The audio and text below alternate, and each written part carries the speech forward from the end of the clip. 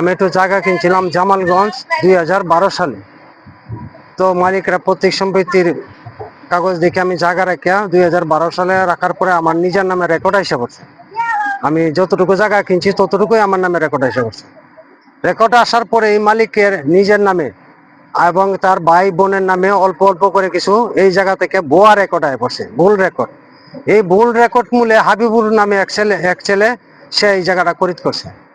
খরিদ করে আমার সাথে যুদ্ধ হল রজস্বী শুরু করছে, আমার সাথে আমাকে হুমকি দিতেছে মারামারির, আমাকে মারবে ধরবে।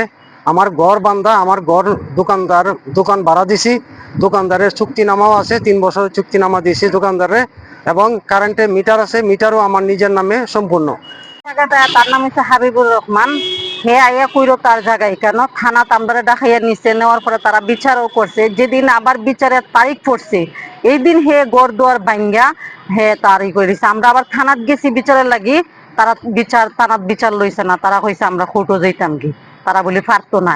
তা আমার প্রশ্ন রয়েছে যে থানায় যে দায়িত্ব নিল আমার বিচার কইরা দেওয়ার লাগি, থানা বিচারও বসতে বই আবার তারা তারিখ দিছে যে যে তারিখ মতো দিছে আমরা এই তারিখ মতো বিচার কইরা দিব, এই তারিখও তারা আমার ঘর ভাঙ্গা তারা বিল্ডিং করিলায়।